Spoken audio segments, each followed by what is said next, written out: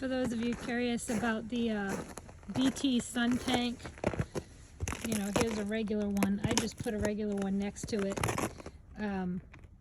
for an extra overflow, but this one's 25 years old.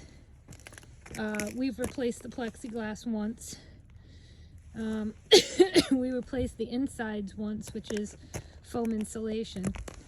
As you can see, there's no electrical cord here. They do have an opening over here. That's where you drain it when you want to clean it. It's a pain in the neck to clean it. It takes an hour and a half to clean it, and then you got to let it air dry, put it back together, but you really only do it once a year. So it holds 42 gallons of water. This is the float. The float, sometimes, see, here's the float. The horses push on it. Here comes nice water. They love the water. It's always the perfect temperature for them. It's not too hot. It's not too cold.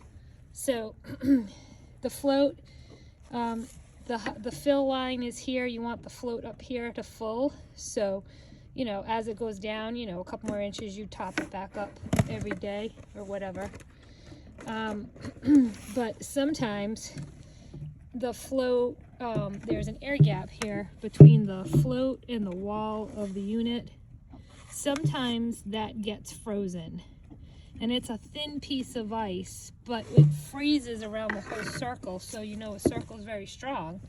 So sometimes you just need to take even a bucket of cold water, usually thaws it, or a bucket of tepid water, like a little bucket, like a grain bucket, not a you know, 5-gallon bucket. But that only happens sometimes, like if it's raining and this is sheeting down and then it flash freezes. The horses just, you know, bump this float. So if you flip the float up, you can see there's a piece of hay in there. Okay, you can see the water is totally unfrozen. So this is Rhode Island. We have relatively mild winters, but these things were field tested in like Montana, Nebraska, North Dakota. They were developed by cattle ranchers. So they're pretty safe. I've never had a horse put a foot in one. But if a horse got a foot in here, because they're very playful, and then they got it past the coronet band, and it could trap them at the pasture for sure. It could happen. It's a freak. It would be a freak accident. I've thought about it. But overall, I paid $500 plus maybe $150 freight shipping back in 2001 for this. Here she comes. You're gonna show everybody. If you have your choice, you're always gonna drink. You're always gonna drink cold water if you have your choice, right? Okay. So I just leave this bucket here and top it up because it's mild. If they can drink out of this, you know, they will.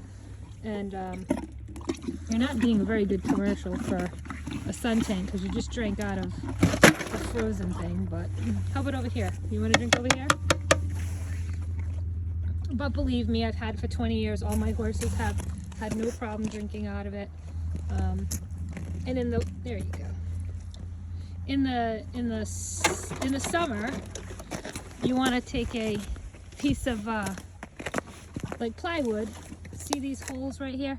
Just tack it in, cover the lens, because this lens magnifies the heat coming from the sun, which heats up that black tank behind it. And inside this is all pink foam insulation, like the board insulation, and some of the metallic reflective bubble insulation. That's all that's in there. It does work, you know.